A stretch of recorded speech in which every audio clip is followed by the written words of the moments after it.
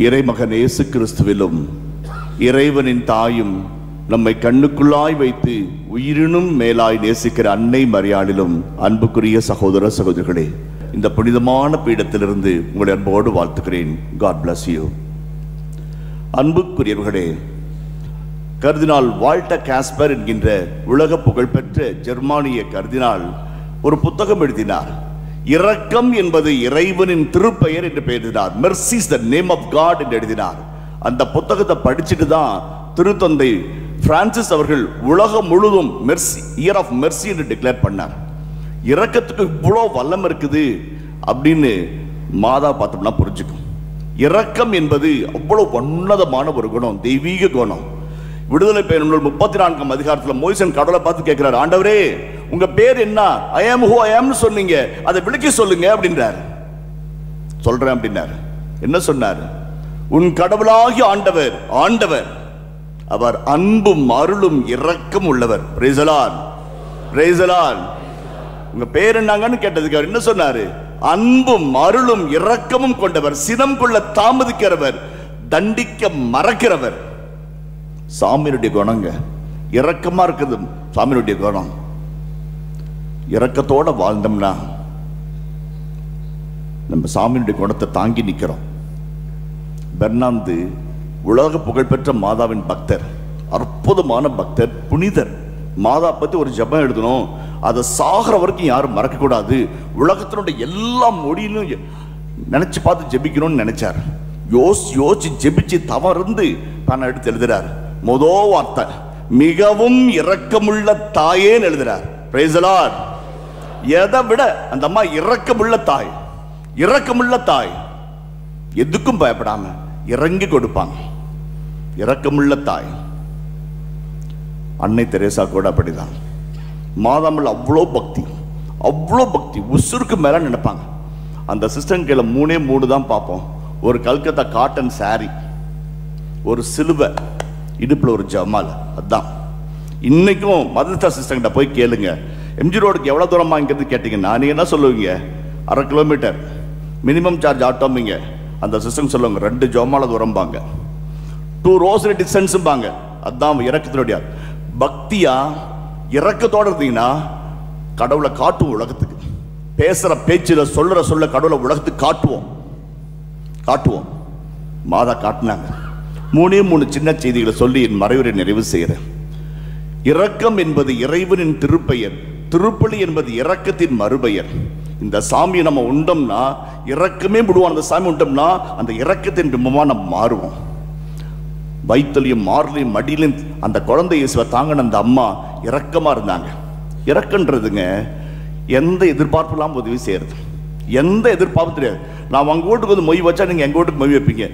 நான் கடா வெட்டணும்னா நீங்க வருவீங்க, நீங்க கடா வெட்டா நான் வருவேன். அது இல்லைங்க இரக்கம். இரக்கன்றது எந்த பிரதிபலனே பார்க்காம கானாவூர்ல கூப்பிட்டாங்க. அந்த அம்மா போய் நின்னுச்சு. Not a spectator, participant. Not a spectator, participant.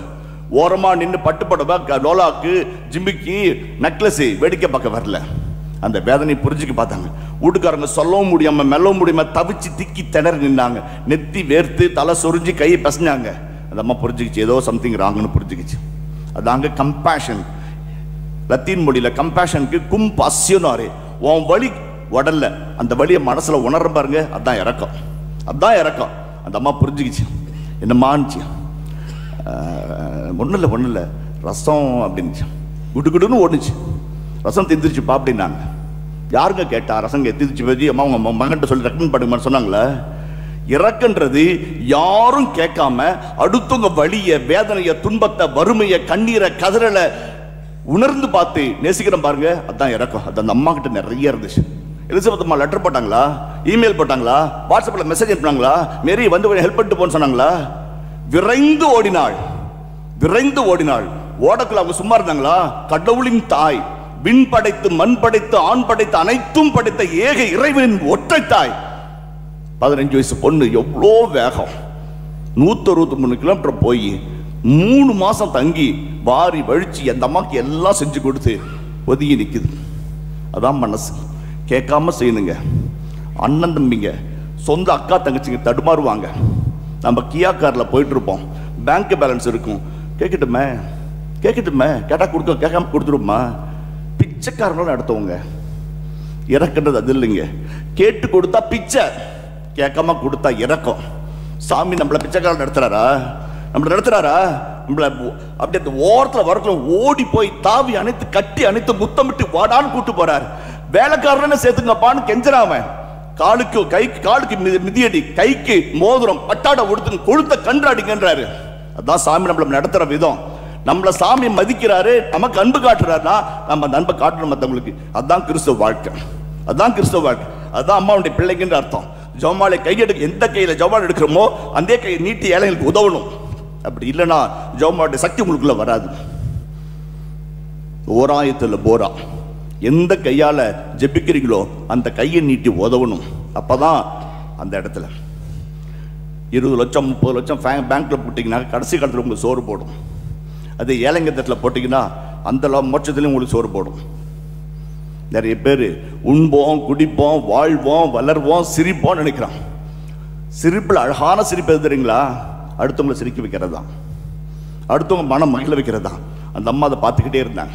அப்படியே கண்ணீர் விட்டு கதறி அழுது நொந்து நூலாகி அப்படியே தவிச்சு போய் நான் ராயப்பர் அணைச்சி பிடிச்சாங்க. பயப்படாத, ஒரு தடவை தோத்துட்ட, சாமியோட இறக்கம் பெருசுன்னார். அதனால தான் மேல் மாடி அறையில் மாதாவோட உட்காந்து நின்று ஜெபிக்கிறதுக்கு ராயப்பருக்கு தெரிஞ்சிச்சு. டேய், நீ எல்லாம் மனுஷனா? எத்தனை தூரம் என் கையில சாப்பிட்டுருப்ப, அவனை தெரியாதுன்னு என் பையனை சொன்னிய 3 வருஷம் சொல்லி காமிக்கல. இறக்கம் சொல்லி காமிக்கல, குத்தி காமிக்கல, அணைச்சி பிடிச்சி பாப்பா போ, அடுத்து பார்க்கலாம் பாப்பான்னு. அந்த பாசம் தாங்க ஜன்னல கதவை திறந்து வெளியே நின்று பிரசங்கம் வச்சாரு. 3000 பேர் மறந்துருப்பாங்க. Praise the Lord. இறக்கம் நம்மள மனுஷனா மாற்றும், இறக்கம் நம்மள தெய்வமா மாற்றும். அது அந்த மாதா கிட்ட கத்துக்கணும். 2வது, பிரதிபலன் பார்க்காம உதவணுங்க. எனக்கு ரொம்ப பிடிச்சது இந்த நல்ல சமாரியன் ஓமை. நல்ல சமாரியன் அந்த குரு உதவி செய்யல, லேவியர் உதவி செய்யல, இவன் அந்நிய பிரஜாதி தாழ்ந்த ஜாதி போறான், உதவுறான். எண்ணெய், மருந்து, திராட்சை ரசம், கழுதைய தான் காசை கொடுத்து, சார் இன்னைக்கு ஃபுல்லா நான் இருந்தேன், நாளைக்கு கட்டாயம் வேலைக்கு போய் ஆகணும், இந்தாங்க ஒரு 200 ரூபாய் இருக்கு, நாளைக்கு கவனிச்சுங்க, ஒரு வேலை மிச்சமா செலவச்சுனா நான் வரக்குள்ள கொடுக்குறேன் சார் அப்படின்னா. கதை அதோட முடிஞ்சிருச்சு. உட்காந்து யோசிச்சேன், ஒரு வேளை அவன் திரும்பி வந்தான்னா என்ன ஆயிருக்குன்னு யோசிச்சு பார்த்தேன். 3 காரியம் நடந்திருக்குங்க. 3 காரியம். இந்த நல்ல சம்பரம் போய் வேலையெல்லாம் முடிச்ச நாள் கழிச்சு வருவான். சத்தத்துக்கு வந்து அந்த அடிபட்ட ஆடு இருந்தாரா அப்படின்னு கேட்பான். சத்திரக்காரன் சொல்லுவான், ஓ அவன் 2 நாள் போய் 2 நாள் ஆச்சியா? ஓ போயிட்டாரா, நடந்திருக்கலாம். 2வது, இவர் போய் கேட்கிறாரு, சார் நல்லா இருக்கிறீங்களா? ஒரு வேளை அங்கே இருந்து நல்லா இருக்கிறீங்களா அப்படின்பாரு. ஹவ் ஆர் யூன்னு கேட்பாரு. அந்த ஆள் என்ன சொல்லுவான்? ஹூ ஆர் யூன்னு கேட்பான். அவனுக்கு தெரியாது. அடிபட்டு மயங்கி மருகி செத்துக்கிட்டு கிடந்தவன் அட்ரஸ் பார்த்து வாங்கி வச்சிருப்பானா, இமெயில் வாங்கி வச்சிருப்பானா, வாட்ஸ்அப் நம்பர் வாங்கி வச்சிருப்பானா? நோ. இவன் ஹவ் ஆர் யூன்னு கேட்பான், ஹூ ஆர் யூன்னு கேட்பான். அதை விட கொடுமைங்க, இவன் சமாரியன். அவன் நிழல் யூதர்களை படக்கூடாது ஒரு எண்ணம். அவன் சொல்லுவான், சார் நான் தான் சார் உங்களுக்கு ஹெல்ப் பண்ணேன், அடிபட்டு கிடந்தீங்க அப்படின்பா. ஐயோ உன் கையால் பொழைச்சதுக்கு செத்து போயிருக்கலாம் அவன் சொல்லியிருப்பான். ஏன்னா அவ்வளோ விரோதம் குரோதம் யூதர்களுக்கு சமாரியர்களுக்கு. அந்த லாயரே பாருங்களேன், இவங்க 3 பேர்கள் யார் உதவி பண்ணா அப்படின்னா என்ன சொல்லுவோம்? சமாரியன்னு சொல்லுவோம். அவன் சொல்லலை, அவனுக்கு இறக்கம் காட்டின்னு சொன்னான், பேரே சொல்ல மாட்டேங்கிறான். லாயர் படிச்சவன் சொல்றான், அவன் பேரை சொல்ல மாட்டேங்கிறான். அவ்வளோ குரோதம். அதாங்க இறக்கம். எதுவுமே எதிர்பார்க்காம பிரதிபலனே பார்க்காம சாமி கொடுப்பாருன்னு கொடுக்குறோம் பாருங்க, அதான் இறக்கம். எங்க ஊர்ல ஒரு நர்ஸ் இருந்தாங்க. 6 பிள்ளைங்க, 3 பட்டு பிள்ளைங்க, 3 பசங்க, 6 பிள்ளைங்க. கவர்மெண்ட் ஆஸ்பத்திரியில் வேலை செஞ்சாங்க. பெருசா ஒன்றும் சம்பளம் கிடையாது. வீட்டுக்காரர் வாட்ச்மேன் வேலை தான் பார்த்தார். ஒரு நாள் ஒரு குழந்தை தூக்கிட்டு வந்து ஞானசாந்தத்துக்கு வந்து நின்னாங்க. அக்கா என்னக்கா 7வதா அப்படின்னு. இல்லை ஃபாதர், கவர்மெண்ட் ஹாஸ்பிட்டலில் அரசு தொட்டில் இந்த பட்டுப்பள்ளியை போட்டு போயிட்டாங்க, எடுக்கிறதுக்கு யாருமே இல்லை, நான் எடுத்துக்கிட்டு வந்துட்டேன் அப்படின்னாங்க. அக்கா 6 பிள்ளைங்க உனக்கு அப்படின்னு. அந்த அக்கா என்னை உத்து பார்த்து சொல்லிச்சு, எனக்கு 6 பிள்ளைங்க, இந்த குழந்தைக்கு ஒரு அம்மா கூட இல்லை ஃபாதர்னுச்சு. அது இறக்கம். மதர் தெரசா சொல்றாங்க, கிவ் அன்டில் இட் ஹர்ட்ஸ். காயப்பட்டாவது கொடுக்கணும். அதுதான் பர்ஸை திறந்து 100 ரூபாய் தள்ளி விட்டு, 200 ரூபாய் தள்ளி விட்டு, 10 ரூபாய் தள்ளி விட்டு, ஒரு 5 ரூபாய் தேடும் பாருங்க. அது இல்லைங்க இறக்கம், அது இல்லை இறக்கம். Give until it hurts. காயப்பட்டாது கொடுக்கணும். அந்த சிலுவையை பாருங்க, கொடுத்தார், காயப்பட்டு கொடுத்தார். அதான் கொடுக்கிறது. அன்னை தெரசா சொல்லுவாங்க, கிவ் until it hurts. ஒருவேளை நீங்க கொடுக்காம அன்பு செய்யாம கொடுக்கலாம். You may give without loving, but you cannot love without giving. You cannot love without giving. And giving is living, living is giving. கொடுக்காம அன்பு செய்ய முடியாது. என்ன கொடுக்கலாம்? ஜிபேல காசு இல்லையே, அல்லது பிக்சர்ல பணம் இல்லையே, அல்லது போன் பேல பணம் இல்லையே, பர்ஸ்ல காசு இல்லையே. கொடுக்கிறதுக்கு பணம்லாம் முக்கியம் இல்லைங்க, நல்ல மனசு முக்கியங்க. நல்ல மனசு தான் எதை வேணாலும் கொடுப்போம், எதை வேணாலும் கொடுப்போம், என்ன வேணாலும் கொடுப்போம், துணிஞ்சு கொடுப்போம். அதான் இரக்கம். அந்த அம்மா கொடுத்தாங்க, எல்லாத்தையும் கொடுத்தாங்க. நேரத்தை, உழைப்ப, நல்ல எண்ணத்தை, நல்ல மனசை, பாராட்ட, பரிதவிப்ப கொடுத்தாங்க. கொடுக்கணும்னு நினைச்சோம்னா கொடுப்போம். அந்த மனசு வரணுங்க, இரக்கமுள்ள மனசு. கடைசி அன்புக்குரியவர்களே, அன்னை தெரசா அப்படியே ஒரு 100-200 அனாதைங்க, டிபி பேஷண்ட்ஸ், எய்ட்ஸ் பேஷண்ட்லாம் வந்துட்டாங்க. இடம்லாம் தவிச்சாங்க. மாதா மேல ரொம்ப பக்தி. மதர் தெரசா அம்மாக்கு வேண்டிக்கிட்டாங்க, அம்மா வெராண்டால அந்த கோயிலுக்கு பக்கத்தில் அப்படி கிடக்குது அந்த குழந்தைங்க, ஒரு இடம் வேணுமான்னு மாதாட்ட வேண்டிக்கிட்டாங்க. அவங்க சொல்றாங்க, மிகவும் இருக்குல்ல தாயே, இந்த ஜபத்தை 85,000 சொல்லுவேன், அதுக்குள்ளே எனக்கு ஒரு இடம் வேணும் அப்படின்னாங்க. 85,000 அப்படின்னு சொன்ன சிஸ்டர்லாம் யோசிச்சாங்க, மா என்ன 85 இல்லை வாயில வந்து சொன்னேன்னாங்க. சொல்ல முடியுமா? 85,000 தடவை சொல்ல முடியுமா அப்படின்னாங்க. சொல்லுவோம், நீ சொல்லு, நான் சொல்லு, அவங்க சொல்லட்டும், வர நோயாளிங்க சொல்லட்டும், வர இன்பேஷன் சொல்லட்டும், இன்மேட் சொல்லட்டும், எல்லாரும் சொல்லுவோம், எல்லாரும் கதவை தட்டுவோம், அந்த அம்மாக்கு திறந்தே ஆகணும் அப்படின்னாங்க. 40,000 முடியல. நிர்மல் பவன் ஒரு இடம் கிடைச்சது. அந்த இடத்துக்கு என்னன்னு பேர் வச்சாங்க? நிர்மலா அமலோற்பம் மாதா. அப்படிதான் அந்த அம்மா ஆரம்பிச்சாங்க. கடைசி வரைக்கும் வாழ்ந்தாங்க. கல்கத்தால பைபிள் படிச்சு சாமியார், பைபிள் படிச்சு இயேசு தெரிஞ்சவங்களை விட இந்த அம்மாவுடைய அன்பை தெரிஞ்சவங்க தான், இயேசுவை தெரிஞ்சவங்க தான் அதிகம்.